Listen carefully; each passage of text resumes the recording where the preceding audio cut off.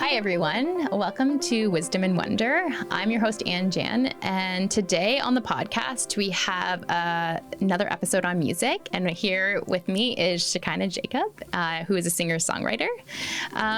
So welcome, Shikaina. Thank you. I'm so excited to be here. Okay, great. Can you just give us a little background about who you are? Absolutely. Yeah. So I actually work at Redeemer. I work in the admissions department. I do the events here on campus. It's really exciting. I'm also, as you mentioned, a singer-songwriter. This past year, I've been working on an album. It's going to be called In the Garden. I've been working with a producer who is actually here, based in Hamilton, and that's actually one main reason that I moved here and started working here was because I was commuting from Toronto every week, almost every day, and got to know the city, fell in love with it, and now I'm here. Oh, well, I'm so happy. It's like full circle. Yes. You and I go back a long way. Yes, we do. Yeah. I think over 10 years. Yeah, because we knew each other in Toronto, and now we're, now we're reconnecting here at Redeemer. I know. It's so funny. You work here. Yeah. I feel like you have gotten a little more ahead in your life. I'm like, I'm back in school, and you're like, I don't know. It's a give and take. I feel like you have a family now too, and That's true. It's like we both have what the other doesn't, and maybe we complete each other that way. There you go. Okay, so I just kind of want to know a little bit of your story and kind of explore that a little bit. So who or what sort of got you into music? I think like a lot of Christian musicians or artists, it all started with the church and singing at church. My dad was a pastor. He was also a missionary. And a lot of my childhood was going around when we would go raise support, singing as special numbers or like being part of the worship team or the kids choir. But when I was in high school, I'm also from New York City. So I went to high school in New York City. I got into a performing arts high school. And there I got actually very much immersed in classical music and musical theater. And I thought for a very long time that was what I would pursue. And so I did all of the auditions. I decided to go to a conservatory in New York City. The one that I really wanted to go to was called Mannes. And I worked probably all 4 years of high school just to get into this conservatory in New York City. And I got in, and, I thought that was like such a God moment. And I was like on this track to be what at that time I wanted to be an opera singer. And so I was really into classical music, and that was my training. And I did a semester there, but then something had happened in my family situation, and we had to actually move back to the Philippines, which is where I was born. And we thought we would go back to the U.S., but it was like 2 years of being in the Philippines, and the visa process, immigration, if you've ever experienced it, it's a very long process. And we actually didn't get to go back to New York, and I lost my admission. I deferred for a year, but then because it was just longer than that, I ended up losing that admission. And I stopped singing for a very long time because that was I was very hurt by that. I felt like God took away something from me, but one way or another, my life sort of turned around, and I realized that I actually didn't want to do classical music. So eventually when my parents moved to Canada, I moved with them. And when I got here, one of the things that I was exploring was songwriting. I guess because I went through so many sad feelings while I was in the Philippines, working through my emotions about how sad I felt, I ended up writing a lot of music, and that sort of opened up this interest in, hey, maybe I want to be in music at a different capacity. And I started, I went to a music production and music business school in Toronto called the Harris Institute, and I got a lot of my training there as a songwriter. I also worked in the music industry for a bit. But that's kind of how my little story started. Yeah. And when I think to that and sort of that big setback that you had, can you go into maybe your thinking about what, so you're at this Harris Institute, and what shifted? So you were kind of I've given up on singing, but then obviously there was a moment where you shifted to wanting to go back. So what was that moment? Okay. I have to admit, it was a ridiculous moment. I love it.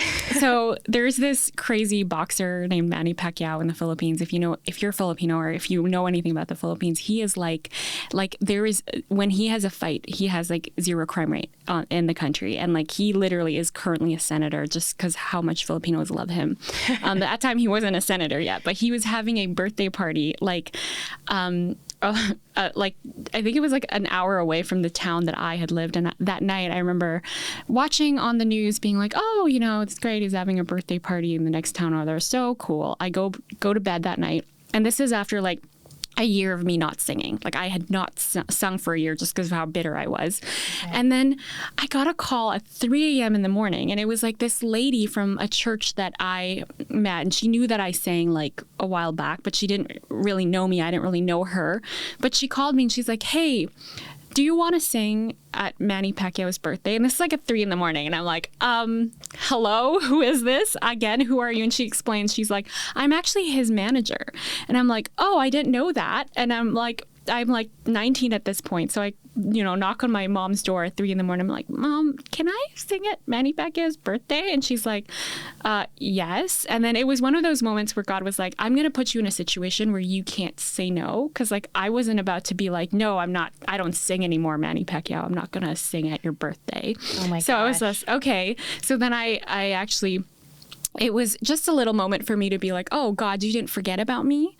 You know that I have this dream and you're not going to give up on me. So, okay, maybe let's see if I can pray about how I can turn this around and maybe think through what my goal was. And I think one of the shifts in my brain was I wanted to be a classical singer because I wanted to be the best singer there was. And this time around, I was like, let's be open to what God wants me to do as a singer instead. And I have more to that story. Like I didn't figure it out right away. I'm still figuring it out. I feel like now is the first time in my life that I actually know what kind of music God wants me to do. And I'm 33 now and I was 19 then. So it's a long journey, but like, I think that was where sort of my idea of what God wanted me to do as a singer shifted. And that's not to say classical musicians, that's also a calling on its own, but like, for me at that time, that's where I shifted from maybe wanting to be more classical to being a singer-songwriter. Yeah. Okay, that is really cool. It's a crazy story. And was the party wild? It was crazy. He was giving away cars. It was, the president was there. The current president, I met him at that party because it was like full with like dignitaries and celebrities and all of this stuff. It was wild. Oh my word. That is amazing. Yeah. I feel like that seems like a sign of God. Yeah. Right. If we think about, if we go kind of farther into your journey, that was like a big obstacle. What, if you were to say, like, what influences would you say or genre do you currently, like you said, you kind of had to figure out what that was. So can you talk about that process a little bit? Like, absolutely. So I'm still very influenced by classical music. I love Puccini. I love like Mozart. I love all of these like classical composers. So you will see that bleed into my music. I also love gospel and soul. Like I was born Southern Baptist, like that, born and raised Southern Baptist. And like, we love gospel. And that's also something that's very influenced, has influenced my music. But apart from music, some other influence I love also is actually fashion. I think fashion is like, it's an art form in itself. It is an industry, but beyond that, I think that I love dressing up. I love looking at like clothing. And maybe that's also the New Yorker in me where like I used to follow Fashion Week religiously and like see what was new and like in and like the different houses and like what was inspiring them.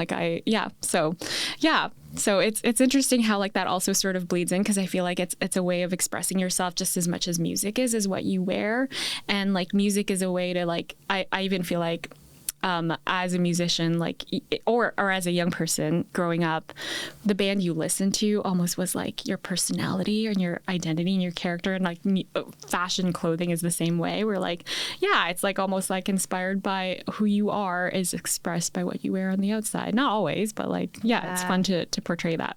Okay, that's really fascinating. And so when you think about, so that's your like, how come you didn't, I guess like my question is like, why you kind of said you started in the church, you went classical.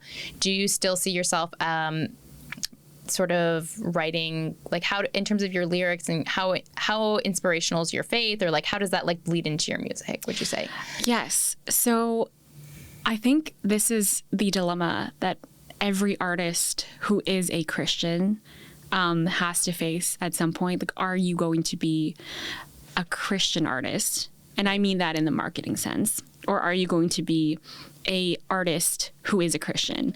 I would identify myself currently as an artist who is a Christian. And because I'm a Christian, inevitably my faith, what my worldview, my beliefs definitely infect my music. So the album that I'm writing right now is, you will hear those veins of God in there, of Christ and of redemption. It is a redemption story. Am I like actually preaching, the gospel? I don't know. I probably, but not directly. I'm tackling very dark subjects with my music, and I think in reality there isn't always a clear-cut solution. There isn't like a come to Jesus moment for everything, but I feel like if you were to market yourself as a Christian artist, you always have to have that. Versus like, I think with the music that I have, it's not meant for, for corporate worship at all. It's not even meant for like a special number in the church. It's just me expressing my faith, what I believe in, what I went through, and not always having a very, very happy ending to everything. It's just sort of expressing how I feel in the moment. And there is a resolution, but you don't always see it right away, if that makes sense. Yeah. So if you're comfortable sharing kind of maybe some of the things in your life, those dark times that you kind of touched upon, like what were some of those, and like how has music like helped you kind of work through those? Yes, absolutely. So I went through depression and actually suicidality, which was one thing that I had to really try to overcome. And that's a really taboo thing to say almost as a Christian, because as a Christian, you're supposed to have the most, the most joy, the most peace, the most love. You kind of like, oh yeah, no, God gives you all of these things. Why don't you have it figured out? But I think that there are some situations in our lives that are just too painful to bear. And I went through a lot of different things and a lot of different situations where I just felt really abandoned by the people that I loved. And also just overwhelming situations that you really just can't think straight sometimes. And it's not even a situation where, you can make sense of scripture or anything like that. And your brain can't always handle those things. And one of the ways was I remember being in CAMH, which is a institution in Toronto where they have people who have depression, anxiety, or even addictions or anything. They put them in there. And I was in there for a while. And these songs actually started, the first whispers of these songs started there, because that was where I was getting treated, and that's where I was starting to make sense of what I was going through. And this is why I say there's not always a happy conclusion to everything, because a lot of the things that I realized was, no, the world is dark and broken, and I'm part of it. And I'm part of it. I'm also living through it, and I won't get that resolution. However, I can trust God through this process and allow him to heal me in one way or another. And just having that like open-handed receiving his whatever God gives me open-handedly, and just be like, hey, God, if you're going to heal me, I don't want to make demands out of you. And that was one of the things that I tried to work through with my music. And it also helped me make sense of things, because I think that there are some things that you just can't express with words, but like music is one of those beautiful things where it makes sense without saying a lot, because you have so much emotion behind it. So yeah. Okay. Wow. Well, thank you for sharing that. Yeah, of course.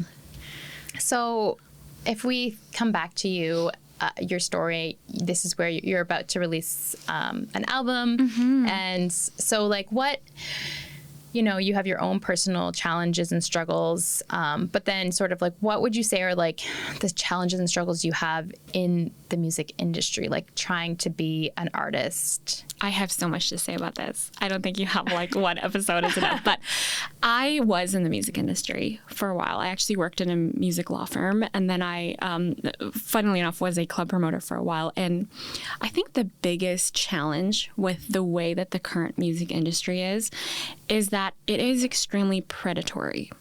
And they take people who are vulnerable. I don't think there's a record deal that isn't predatory.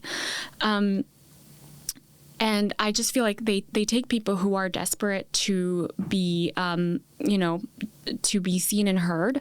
It's really hard as an artist already, even if you're not a Christian, because you really put your heart and soul into music. Most of the time, artists don't make a lot of money already because they're putting most of their time and energy not into like a job or a degree. They're putting it into their art, which is fair. But unlike other sort of streams of income, it's almost like a lottery. And people in the industry take advantage. They know that, and they take advantage of that. And so they try to just sign you into a deal that is not beneficial for you. Or there's also a lot of people who are like, hey, pay me this much and I'll promote your music. And it really isn't that way. They don't do that at all. So I saw a lot of that. I even saw that as a promoter where I saw agents completely making these scam programs where they would like, oh, let's put a show on for you, a showcase for these artists, and there's going to be an agent at this show, and like they'll notice you, but really there wasn't going to be anything. Like it was just a scam so that the promoters could get money at the end of the night, and that the artists would like make sure that they brought a bunch of their friends in who would pay the ticket price and all of that. Oh, so there wouldn't be an actual agent? There was someone there, but he wasn't actually. He was. I don't want to get sued, but there was someone there who was part of the company, but wasn't there to actually represent the company, if that makes sense. Yeah. Oh, okay. Yeah. So it's kind of like a little loophole. Exactly. Like yeah. It was like in bad faith. It was in bad faith, 100%. And a lot of those people who I interacted with, like I don't know how well they're doing today, but I just felt like it was very predatory, and that was one of the reasons I had to just sort of step away and not really engage in that anymore. As an artist myself, like I think I'm going to try my best to just be very wary of anyone who's offering you a deal that's maybe too good to be true, because it most likely is. And like, if you want to be an artist, you have to think about it like a business, and no one is going to give you anything for free, and think about it that way. Yeah. And like, you have to make your own way in doing things, and read your contracts very, very clearly. Like if you can get a lawyer, because if they can get something out of you, that they will. Yeah. I mean, like Taylor Swift is a perfect example of this, right? She was one of the biggest artists, and she got like basically, completely screwed over, in my opinion. But she found the loophole, which is good, which, by the way, the industries are now doing things so that people can't re-record. If you're a new artist who's about to sign, they have clauses now so that they can protect themselves from you trying to re-record your own music. So it's crazy. Yeah. So then do you feel like people shouldn't try and get, because I think a lot of people are like, I'm an artist, I'm going to try and get signed with a label. Do you think that like there's a level of like, maybe that's a bad choice? I'm not going to say it's a bad choice. I'm just going to say that be very careful. And if you can, make sure that you have your own people and your own team. And that you have, like, for example, you should make sure that you have people who are not going to side with the label and try to find ways to screw you over. And also, you should, like, I would recommend having your own strong fan base and following. It's so easy these days with social media to have your own platform. You don't necessarily need the record labels. You know what I mean? Right. You don't necessarily need them. unless you want like a big advance, which is fine. But if you do, make sure that you already have your own platform so that you can, in some ways, protect yourself, because then you can negotiate better deals and better contracts because you are already bringing something of much more value to the table than they are. Right, because you already have fans. Exactly. Okay, that makes a lot of sense. If you had any sort of last piece of advice, you've worked in this industry in many different capacities. Someone's like brand new, they're like, I want to do music. Yeah. What sort of maybe pitfalls to avoid? Like you've kind of gone over them, but like some advice that you could kind of like someone who's up and coming who hasn't, I think in a way the music industry is exciting. It's bad for record labels, but it's exciting for artists because there is so much that you can do to put yourself out there on your own. And I think that as new artists should just try their best to build their own platforms. And like now, we're not very limited in terms of like only this genre is going to make it. I would say like focus on niche markets. So like if you have a very specific type of music, like I don't know, like country hip hop, like do that because like that's so cool that you can be more niche, focus on that market. And then there are ways that you can like find a way to monetize that and make a living and be sustainable. Yeah, maybe not everyone's going to get the big Taylor Swift record deals, but that's okay. You could still be sustainable as an artist if you find a good niche, if that makes sense. Yeah. And it's almost like there's a level playing field now. Like the potential is the same for everyone because social media has made it that way. So I would say, if you're not going to go the label route, if you do go the label route, make sure that you protect yourself and that you cover yourself and that you demand certain things. For example, that's just a very specific thing, demand that they do A&R for you. It's really important that record labels have stopped doing A&R, which is artist and repertoire. They no longer take time to actually invest in the artist. But if you could also do that on your own, like as your own individual person. Why don't you A&R yourself and make sure that you develop your skills as a performer, as a songwriter, and then put your music out there and make sure that you find your own niche and your own fans and build it that way. So that's my like two thoughts right now on how to survive and navigate this current music industry, because it is a wild west. The labels are changing, the art is changing, music is changing dramatically. So I think if you do your own thing and just find the people who want to listen to you, that's your best bet, your best option. Okay. Well, thank you so much, Shikaina, for coming on and sharing your knowledge and your story with us. We really appreciate it. If people haven't watched our other episode, we did one with a Redeemer student. So click on the link to watch that one. And we're hoping to have one more episode on music. And then, so stay tuned. We'll be releasing an episode every Tuesday.